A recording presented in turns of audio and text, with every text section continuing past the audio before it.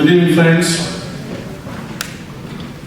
As a first of its kind initiative, Union Minister for Finance and Public Affairs, Srimati Nirmala Sitharaman, along with her team, has embarked upon an outreach program after presenting the Union Budget, explaining the thought behind the budget and also taking feedback from various organizations and individuals. As part of this outreach program, which began in the financial capital Mumbai, Honorable Finance Minister and her team, which includes secretaries and the chairpersons of the CBDT and CBIC, held extensive interaction with trade bodies and industry representatives in the first session in the morning in Mumbai. This was followed by yet another very stimulating interaction with the experts, domain knowledge experts, academicians, opinion makers, and industry leaders in the second half. The outreach initiative was much appreciated by all the participants in the earlier sessions.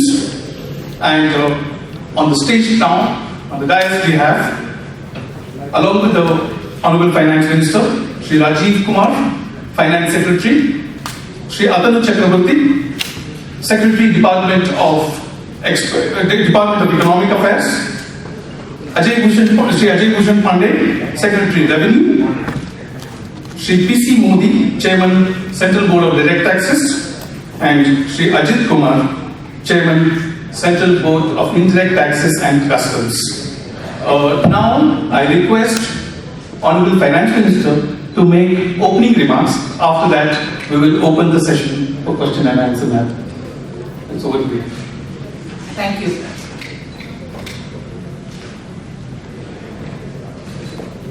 Thanks to all of you for having come over here. The first day of the taking budget to the people. We have started this today, even as the budget was presented on Saturday in the Parliament, and the discussions have started from yesterday. Today is the first day of this one, and we've started it with the financial capital. We'll be going to Chennai for a program tomorrow, similar program tomorrow. And on Sunday, we shall be doing the same kind of an exercise in Kolkata. We intend doing in a few more cities, but that will be after the 11th, because between Monday and Tuesday, I will also have to be replying on the discussions. So in the meanwhile, because we had today and Saturday and Sunday, when we started this exercise, and I'm thankful that all the secretaries from the ministry, today we also had the expenditure secretary in the morning, and this team will be going over to the rest of the cities, meeting with industry leaders, meeting with trade associations, meeting with professionals as chartered accountants and tax practitioners, and that is in one session, and also separately meeting with the economists and any other groups which would want to meet with us. Post that, we also have slotted a press conference in each of these places. That is where we are today. We've had, as was mentioned, we've had a very extensive discussion in the morning. Clarifications were given, questions were asked for which we've replied. So it has been a very productive exercise, I'm sure, for the people who participated, certainly for us. So that's where we are. I wouldn't take more of the time here. I'll leave it open for anyone who wants to ask a question, and you may run it. Thank you. The floor is now open for question and answers. We may begin from the last row there. Please go ahead. Yes, sir. Will you see structural changes in GST pertaining to anti-profiteering and arrest provisions? Because we're talking about decriminalization of income tax laws also. Yes, that is very explicitly stated that we wish to decriminalize laws. We sort of started it off also with the Companies Act earlier. We've said now we look into Income Tax Act also in this regard. So yes, we will want to eventually make it so possible that for civil offences we don't treat it as criminal offence. To that extent, yes, there will continuously be steps taken for that purpose. GST as well? I've said that. Next question we can take from the first row, please. This is Rahul Kamal. My question is specifically to the infrastructure sector. In the budget, you talked about 100 lakh crores for the next 5 years, 2023, and also mentioned about 1.7 trillion for the 1920. So my question is, what are the source of fund? How are we going to raise those funds? Considering the private sector is already. How are you going to play the role of a big brother? I don't intend playing the role of a big brother. Government is a facilitator and government will spend in public investment related programs. We have very clearly said we will spend on investment for infrastructure. Infrastructure creation has both immediate, short-term and long-term benefits. In the budget itself, in the speech, I had mentioned that nearly 22,000 crores have already been allotted for the two infrastructure funding agencies that we are talking about. One was a subsidiary of the National Infrastructure Investment Fund, the other is the IIFCL. And if that money is given to them, they are going to be able to leverage from the market at least 6 to 7 times conservatively, or even 8 to 9 times if you're a bit more generous. So in a way, we met with more than 1 lakh crore, and that 1 lakh crore was announced by the Prime Minister in the Independence Day speech from the Red Fort, that it will be spread over 5 years. But even as that was said, as the year went by, we went ahead to say we are happy to front load it as much as is required. Okay. Having said that, having waited, we have actually worked with states, we have worked with private investors, private project promoters and so on, and come up with an infrastructure pipeline consisting of over 6,400 projects. So not only are we saying things, we are also showing the way in which we fund it. Not only are we saying about funding it, but we are also clearly saying where these funds will go. Various states, various sectors related projects and so on.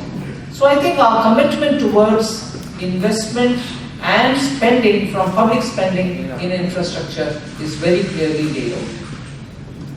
Ma'am, ये बात हो रही थी कि जो insurance sector में FDI है उसको लेकर काफी चर्चा थी कि उसे बढ़ाया जाएगा और ऐसी उम्मीद थी बजट में इसका ऐलान होगा, तो उस पर क्या इंटेंट है, आगे बढ़ाने का है या नहीं है, या अगर अभी के लिए नहीं है तो क्या वजह है? दूसरा सवाल ये है कि डायरेक्ट टैक्स कोड को लेकर अगस्त में रिपोर्ट आ गई थी और उसके बाद अभी तक उस पर सरकार क्या करना चाहती है? तीसरा सवाल ये है कि जो विवाद से विश्वास की स्कीम है उसमें जो टर्म इस्तेमाल किया गया है वो विथड्रॉल इस्तेमाल किया गया है, डिस्पोज ऑफ नहीं लिखा जाएगा, तो ऐसा नहीं है। Please introduce yourself and your organization before Rajesh from G Business. Yeah, Rajesh. Yeah.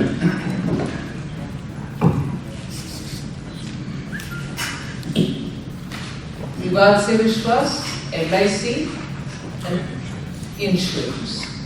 आपका 3 प्रश्न है। Direct tax code ma'am. Direct taxation. I think on the direct tax code, commencing from the corporate tax simplification and rate reduction, and now very clearly coming up also with the income tax rate reduction, simplification, we have very clearly shown the government's intent. Intent of the government is to move towards a simplified taxation regime. And that is why we've also made it very plain that not only rate reduction but also removal of all kinds of exemptions. That was the approach taken in the corporate tax, and that's the approach taken even now. And then that the taxation regime should be on the ground, on the basis, on the foundation of trust with citizens. We have brought in the taxpayers charter. The taxpayers charter being brought into the statutes itself says how far we want to make the whole process simplified, no kind of pressure on the taxpayer, and eventually leading to a simplified and minimum possible level of taxation. So that's the route we are going on. Many of the recommendations of the committee which submitted the report are all things which we have worked on, and we are coming up with step after step in order to simplify. On the LIC at the moment we are looking at an IPO only. And the IPO will in a way bring in retail investors into picture, and in a way also make issues more transparent for everybody to have a look at what is happening. And there is no disincentive for people to save by putting their money into LIC or any insurance. Many of these exemptions have been removed, so has this one has also got removed. And today I think this kind of directing savings or putting, or incentivizing people to have their savings go through only one route and not some other is no longer relevant or needed, because the Indian taxpayer, even before and now all the more, is capable of making his judgment where he wants to put his money. He wants to have his insurance, he will have it. I don't need to direct it. But if my taxation rate itself has come down, he's got enough incentive to see where he wants to put his money. He has more money in his hand if the rate of taxation is less. He can decide to put it in insurance, or he can decide to save it in any other form, or even go into the share market or the bond market. So that is the larger principle with which we have handled these matters. Yeah, we'll take a question from you. After that, please pass it to Lavleen. We'll come to everybody. Please. I am Mehul Dani from Banking Frontier. Ma'am. Yes, yeah. Yeah. What is the way forward for UCBs and cooperative banking in the country with certain changes proposed in the budget? Well, we've only tried getting them from the cooperative sector, those who are using the word bank in their name, to be brought under the Banking Regulation Act to be monitored and regulated by the Reserve Bank of India. Which will mean that these cooperative sector institutions which are functioning with bank in their name will have to now follow the same rules and regulations which govern any scheduled commercial bank, because they are taking deposit, they are issuing loans, and therefore, if they are also calling themselves a bank, which is all right, they can call themselves. But if they are being called a bank, and which makes depositors like you and me to go there and say, yes, I'm a member of the cooperative, I'm also dealing with them, it will only make them a lot more regulated by the Reserve Bank, so that the credibility of banking functions in India are kept intact. So that will be the way forward. They can continue doing what they are doing. Yeah, the Secretary is rightly reminding me, it doesn't affect the registrar in the state of cooperatives' power at all. Their power is remaining intact. But in as much as the function of bank that they want to perform with the name in their title, it attracts people to put money in them, which is right, which is nothing wrong. But if it is indeed attracting people to come and deposit money in them, they should also go through the prudential rules and regulations of the Banking Regulation Act. And that's what we've done. I think there's a bright future for them to continue with all the proper regulations in place. Next question, Lalit. Ma'am, this is Lalit Bindu from the Hindu. You have been meeting people in the morning. What is the feedback they have given you, and is there any concern people have raised? If you can please review. I'm sure you will get to meeting them. So And if I say what they have said to me, you will think I'm boasting. Matter of fact, it's very inspiring for me to do more, and the entire team to do more dedicated, intense work when you know that the efforts that you put in making this budget has really been taken for what it is. And the response has been, it's been a good budget, it's been a balanced budget, differently worded. In this time, this is the best budget we could have had, and things like that. I'm not getting carried away by it. But matter of fact, the expanse that is being covered in this budget is something which most people highlighted.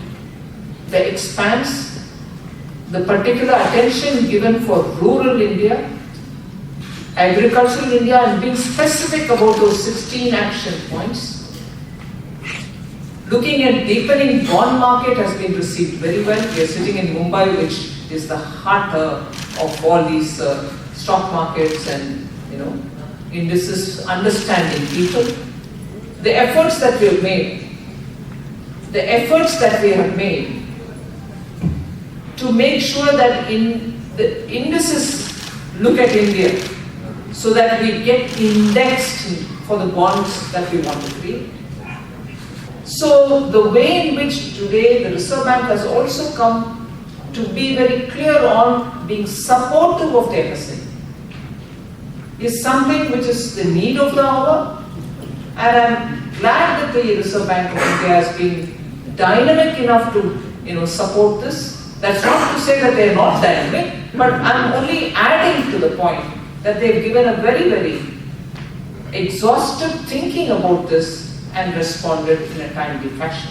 So MSME, which we had come up with it, and the Reserve Bank also has supported not only just that, by extending the date to end of December 2020, but also giving that little sucker for tweaking the CRR for lending, liquidity tap that they've come up on a policy which will fix it at 5 point something, in which the banks now can be taking a loan from the Reserve Bank to lend further. That is a major step.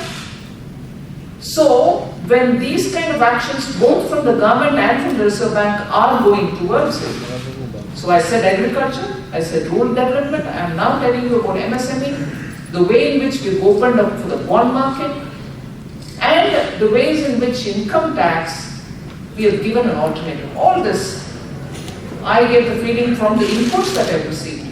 All these have been raised by one or the other who met us and said these were good steps that we've taken timely and so on. So I'm sure you can double check and cross check this. Second row, and thereafter we'll go to the last row, please. Ma'am, Sahil Joshi from India Today. My question is about dividend tax. Sorry, just a second. Yes, I go ahead. So my question is about the dividend. 1 minute if you don't mind, Sahil. I just add, I'm very grateful the Secretary kindly reminded me of this. There's just so much in the budget that it's easy to get but this is a very relevant point. And I do remember the last time I came to Mumbai at the peak of Punjab Maharashtra Cooperative Bank problem. It was heart-wrenching. We did go back and spent a lot of time making sure that we do the needful. And it was announced in the budget that we have increased the deposit insurance from 1 lakh to 5 lakhs. So that's one point which I have now that I'm in Mumbai. I have to say that. Thank you, Secretary, for reminding me. Yeah, sorry. So, ma'am, the question is about the dividend tax incidence on rich. It has nearly increased from 10% to 14% around. So, is there any reconsideration about? That's not the way to look at it. That's not the way to look at it. What was I told every time I had to It's say? about the wealth creation. No, just one second. I'm answering. I'm not rebutting, I'm answering. See, one of the things which I was told repeatedly is remove DDT. I've heard it a lot of times. So effortlessly we removed it. And what did we do? And keeping, this is the side where we have applied our mind a lot, thought about it a lot, and only then taken this step. What is it that we've done on that? When we've removed it, we've said, at the hands of the shareholder, it shall be taxed at the applicable rate. Which meant, and which for us was the purpose to serve, was meant, it meant to us that when we leave it at the hands of the shareholder to be taxed at the applicable rate, there will be large sections, particularly of the middle class, will be taxed at the applicable rate, which will be necessarily less than 15-20% that otherwise the DDT was being taxed at when it was the company's hands. So when middle class shareholders do get their shares in their hand and they have to pay their tax at their hand for the dividend that they receive, they're going to pay far lesser than what they were paying when it was in the company's hand. That way, the middle class shareholder will have more money in his hands now, so he can decide how to spend it. Now the argument that you are coming, and rightly, I'm not faulting it, is when the shareholder gets the dividend in his hand and he has to pay it at the applicable rate, if you look at those whose income tax is at the higher end, they end up paying a higher tax for this dividend. Go and take it. But I've told you as to what our intention was when we said it should be taxed at the hands of the shareholder at the applicable rate. That was the question. I'm Tanya Thomas from Mint. I have a couple of questions. The first is on infrastructure, your allocations to infrastructure is for the next year. You've spoken, you answered the previous question on encouraging NII and sovereign wealth funds, for instance, to invest in infrastructure in India. But we've seen the pattern of the investments is mostly in operating assets, which are already revenue generating assets. But where we need investments is when you speak to industries on greenfield projects, and your allocation to transport infrastructure, for instance, year on year has fallen. NHI, you've said in the past that you wanted to go out in the market and raise funds, but NHI's debt is quite high. A lot of analysts are questioning how much more that NHI can take on to sustain, the roadmap for building more infrastructure. So, can you give a reason for why you reduced allocations and where you think this gap will be filled? And the second is on... 1 minute. Okay. Even as you start looking at NHA and say, well, can you tell me a reason why you have reduced it, would you also equally recognize the fact 103 lakhs crore worth of projects for infrastructure have been announced. I've also very clearly said about the lengths of road, 2,000 kilometers on this, 3,000 kilometers on that, roads. And being in Maharashtra, specifically the pocket which is going to be developed is also named. Alright. So, infrastructure. And also, you were right in reminding, which I didn't use it for answering you from Hindu, I think? Relative. On the infrastructure, that we've given special fiscal concessions for sovereign funds which have showed an interest to come and invest in infrastructure. And the particular lock-in condition saying you have to invest it by 2024, am I right? For infrastructure creation. So, that one reduction, because we've told NHAI they can also raise fund, does not in any way undermine these announcements, which are all towards building better, bigger, longer, long-term industries. I agree, ma'am, but private investment in greenfield project is falling. We you don't Right. see Now we- people bidding for, to build new airports. We've kept that in mind when we've announced what we've announced in the budget. We've kept that in mind. Okay. And the second thing, ma'am, was on bank recapitalization. You haven't, spoken about it, addressed in this budget. So can we take it to mean that you believe banking system is out of the woods now and they're stable again? Well, I've said what I have to say in the budget. If you are asking me, can I take it to mean, I can't dictate to media, can I? So what do you think? I'm not finished my answer. I'm not finished my answer. You seem to be very quick. Hold He on. keeps pointing to Yes. Don't worry, but he's not going to rush you before I finish my answer.